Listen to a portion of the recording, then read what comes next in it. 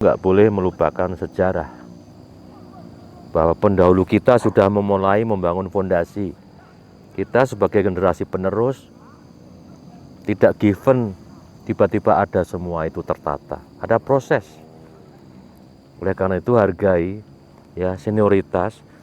Para senior ini yang kurang masih banyak kekhilafan, filling the gap.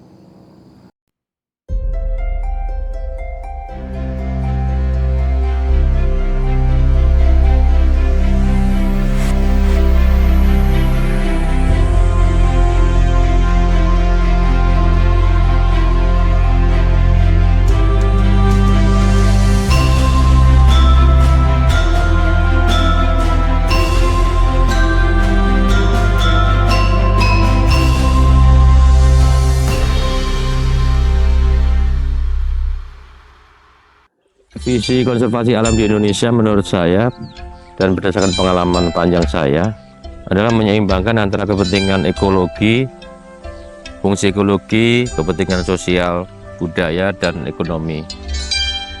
Di beberapa tempat memang memerlukan upaya full protection, maka fungsi ekologinya lebih kuat dijaga, misalkan seperti wilayah di sensitif di Taman Nasional Ujung Kulon karena habitat badak terakhir.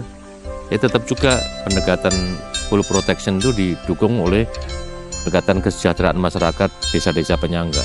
Kebijakan saya terutama ketika menjadi Dirjen KSDA 2017 sampai 2022 Maret dinilai oleh beberapa pihak kebablasan ya, lebih ke isu sosial daripada ke ekologi. Dan pada kesempatan ini saya bisa menjelaskan bahwa hal itu saya ambil langkah karena dengan latar belakang saya melihat bahwa kerusakan kawasan konservasi disebabkan oleh faktor manusia, anthropogenic factors ini ya. Dan di awal saya menjabat waktu itu saya minta dievaluasi sebetulnya berapa luas kawasan konservasi terestrial yang mengalami kerusakan atau telah adanya interaksi dengan masyarakat. Ternyata dipetakan oleh tim Direktorat PIKA waktu itu ada 1,8 juta hektar kawasan konservasi terestrial yang mengalami berbagai tingkatan kerusakan yang sudah tidak alami lagi. Yang kedua, saya minta juga dianalisis berapa banyak desa yang berinteraksi langsung dengan kawasan konservasi. Ada 6.700 desa pada waktu itu di 2018 yang berinteraksi langsung dengan lebih dari 500 unit kawasan konservasi. Jadi sekarang kita memiliki data ya, di setiap unit kawasan konservasi ada nama desa, kecamatan, dan kabupaten. Dan secara keseluruhan menurut Biro Pusat Statistik 2018 itu lebih dari 16 juta jiwa ya, 16 juta jiwa yang rata-rata keluarga tani yang hidupnya tergantung langsung dengan kelestarian sumber daya kawasan konservasi ya, dan itulah sebetulnya yang menjadi latar belakang mengapa saya lebih cenderung dan memutuskan faktor manusia inilah yang harus kita selesaikan. Dengan demikian harapan saya ketika mereka sadar dan berpihak pada kita ya, kemudian proses recovery, rehabilitasi, restorasi, dan penjagaan kawasan terhadap adanya jerat, perburuan, dan seterusnya bisa semakin berkurang. Itu keyakinan saya. Keputusan saya itu sebenarnya didasarkan pada pengalaman lapangan dan cara saya menangani masalah. Apa yang nampak misalkan illegal logging, perburuan satwa, itu yang saya sebut sebagai symptom. Core problemnya sebetulnya problem kemiskinan, keterpaksaan. Ada juga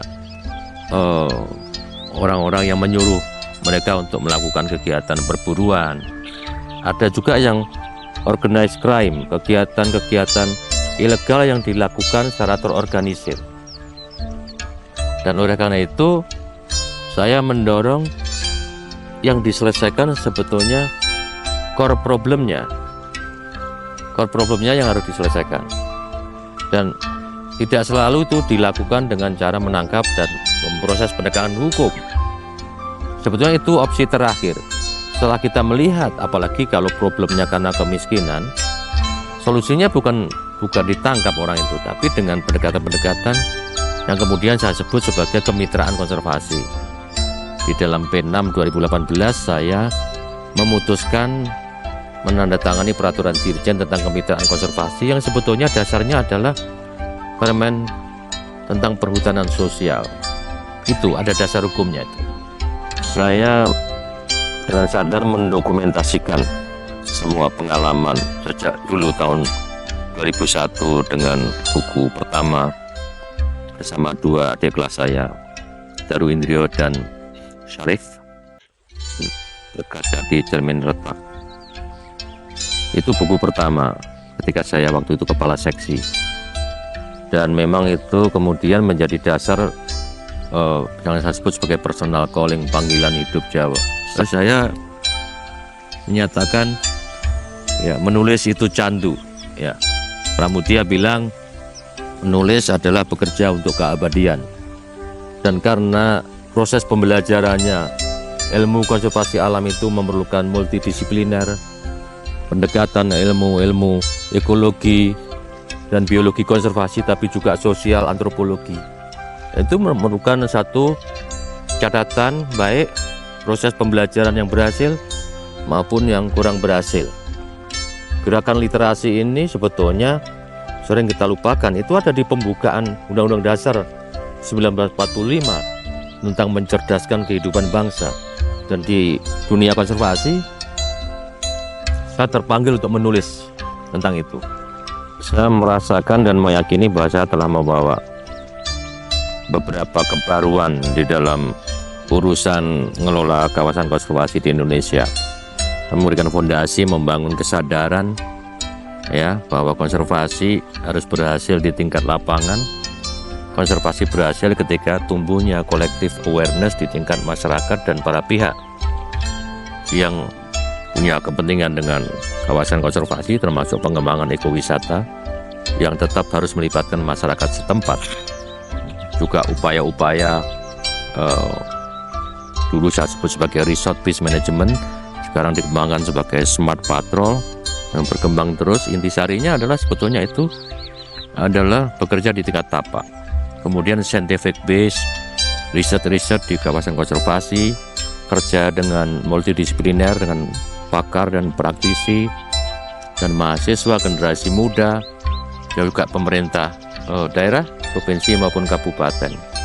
Tapi saya juga merasa banyak hal belum optimal ya, dalam hal saya mengkader pemimpin baru, kemudian pemimpin baru itu belum ditempatkan pada posisi yang tepat, yang sebetulnya sangat penting untuk mengawal organisasi konservasi.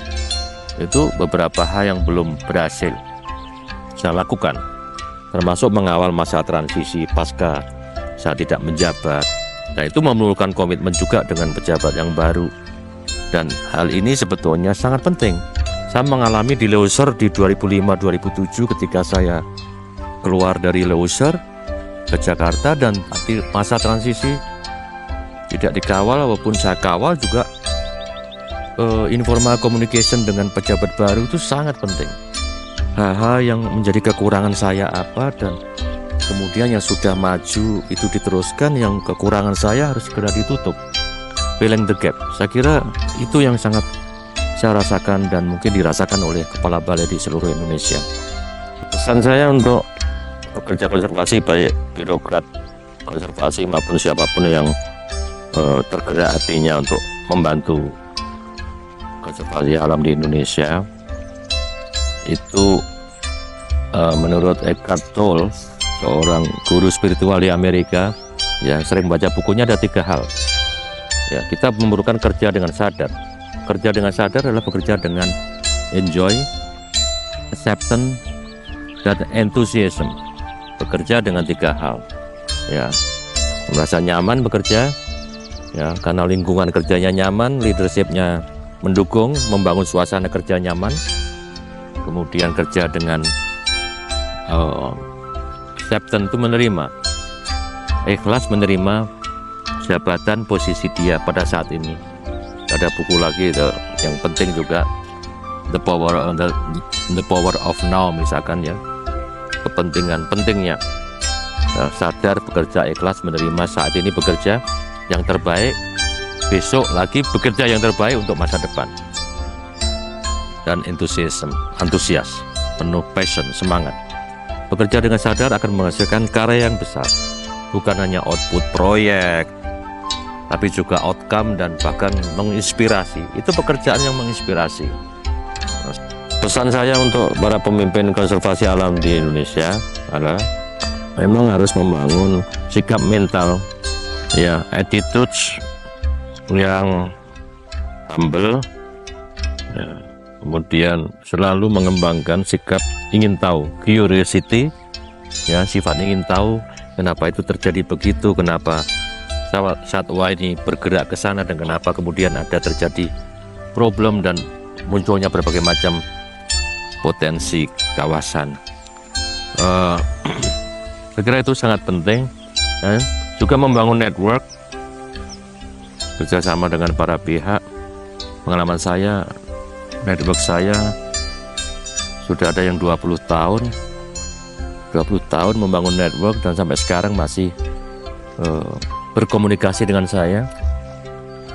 Karena saya kemudian mampu membangun mutual trust dengan mereka, dan di kemudian hari network ini akan membantu kita dan memberikan spirit kita. Kalau kita sedang down, mereka membantu kita, menyemangati kita. Pak Wir, stay healthy, sehat-sehat ya Pak. Itu satu semangat dari teman-teman di lapangan, banyak saya terima. Bahkan ketika saya sudah pernah tugas, mereka masih berkomunikasi dengan saya. Pesan saya untuk orang muda yang bekerja di konservasi alam, baik birokrat konservasi maupun di civil society, adalah satu, dia harus membangun kompetensi. Kompetensi bukan given tapi dia diraih. Membangun kompetensi berarti dia harus suka bekerja di lapangan, suka membaca, belajar kembali, ya, scientific base-nya apa, tapi lapangan memberi pelajaran. Gap antara teori, policy, dan fakta lapangan itu yang dia harus bridging the gap.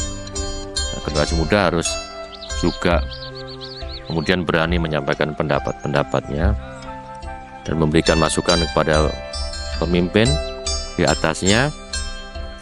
Generasi muda juga perlu punya sikap proaktif, yaitu sikap yang tidak tergantung pada suasana kantor, suasana medan tempat dia bekerja. Dia tetap produktif dengan situasi yang sebetulnya tidak kondusif untuk dia menjadi produktif dan menghasilkan karya. Itu pesan saya kepada generasi muda konservasi alam Indonesia, dan terus semangat untuk tetap bekerja dengan hatinya, dengan otaknya. Ini juga dengan bekerja dengan cerdas, berarti bekerja dengan jejaring kerja yang lebih luas lagi. Sebenarnya pesan saya kembali kepada generasi konservasi dan jiwa korsa konservasi ini. Satu, nggak boleh melupakan sejarah, bahwa pendahulu kita sudah memulai membangun fondasi. Kita sebagai generasi penerus tidak given tiba-tiba ada semua itu tertata, ada proses. Oleh karena itu hargai, ya, senioritas. Para senior ini yang kurang, masih banyak kekhilafan, filling the gap. Tapi kita, saran saya, tidak perlu melupakan mereka yang senior, ya. Juga untuk membangun, ya, kesehatan organisasi, jiwa kita yang sehat, ya. Organisasi ini dibangun tidak tiba-tiba saat ini, tapi sejak tahun 80 para senior kita sudah membangun itu, ya. Mikul dhuwur mendem jero, dan filling the gap ini sangat penting. Itulah value yang sebetulnya saya dorong, saya bangun. Semoga teman-teman paham ya tentang value yang saya bangun ini, dan banyak pihak mengakui pentingnya persaudaraan, pentingnya komunikasi, pentingnya mendengarkan pendapat stafnya. Bahkan yang di ujung negeri ini diberikan kesempatan untuk menyampaikan pendapat, baik secara formal maupun informal, agar spirit mereka tumbuh, mereka menjadi jiwa yang merasa diayomi oleh pemimpinnya, sehingga bekerja terbaik di lapangan untuk konservasi, aspek ekologi, sosial, budaya, dan ekonomi. Inilah Indonesia. Inilah cara ngurus konservasi alam di Indonesia, yang harus bekerja dengan bahu-membahu dan memperkuat jiwa korsa, dan jangan malu bertanya kepada senior-seniornya, karena mereka lebih paham, lebih tahu tentang berbagai masalah masa itu, yang kemudian bisa direfleksikan bagaimana ke depan sebetulnya untuk menyelesaikan masalah-masalah yang sangat kompleks di konservasi alam. Salam konservasi. Pesan saya untuk adik saya Moko dan KSDA Bali, terus membangun kekompakan tim, tentu internal ya, kekompakan internal, juga harus memastikan visi KSDA Bali ini mau kemana, mau dibawa kemana, dan cara mencapai visi itu seperti apa tahapannya ya. Kekompakan internal dulu, merapikan semua, kemudian membangun tentu mitra kerjanya banyak sekali ya, kawasannya juga perlu pembenahan ya di tingkat tapak ya, penataan kembali dan memperkuat spirit kerja konservasi, termasuk pengembangan wisata di Bali ini. Pulau Dewata dan pulau wisata sangat penting ya, mendorong ekoturisme. Ini juga sebagai kepala ya, Pak Moko harus memberikan contoh, motivasi, mendorong, mengajak, memberi kesempatan, yang memberi guidance kepada stafnya untuk to do the best berdasarkan regulasi. Tapi tentu pengalaman saya banyak sekali diskresi, inovasi yang juga harus ditampung ya, dalam konteks saat ini sebagai era digital misalkan. Kerja lapangan tetap penting ya, teamwork. Saya percaya Pak Moko ahli membangun teamwork. Dia juga komunikasi informal internal maupun eksternal dengan para mitra itu menjadi juga tetap penting. Itu pesan saya untuk adik saya Moko dan tim KSDA Bali. Tetap semangat. Wiratno dan Moko, ini perlu saya juga menyampaikan kepada di ruang publik ya, saya kenal Pak Moko sejak 2005 ketika saya menjabat Kepala Balai Taman Nasional Gunung Leuser di era pasca tsunami, konflik GAM, dan dalam perjalanan waktu saya tahu Pak Moko sangat membantu saya, mulai dari urusan yang mobil rusak, tinta printer habis, dan juga kita mendorong membangun seperti waktu itu tim kerja. Oleh karena itu kemudian terbangunlah persahabatan, persaudaraan, persahabatan yang dibangun itu bukan untuk membangun persekongkolan. Ini yang penting agar publik mengetahui ya. Jadi inilah yang sebetulnya nilai-nilai yang kemudian menjadi cikal bakal yang saya tulis di dalam buku Wisata Intelektual adalah Extended Family.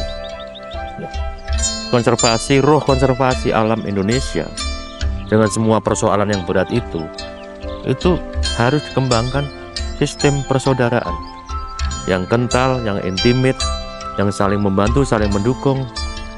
Dan itu saya mulai dengan adik saya Moko. Dan oleh karena itu saya menyampaikan terima kasih dan penghargaan pada Balai KSDA Bali dan Ratna Indra Moko yang telah memberikan kesempatan saya menyampaikan hal-hal yang menurut saya penting untuk masa depan konservasi alam jangka panjang di Indonesia. Terima kasih. Suara dari alam, kejujuran yang menginspirasi.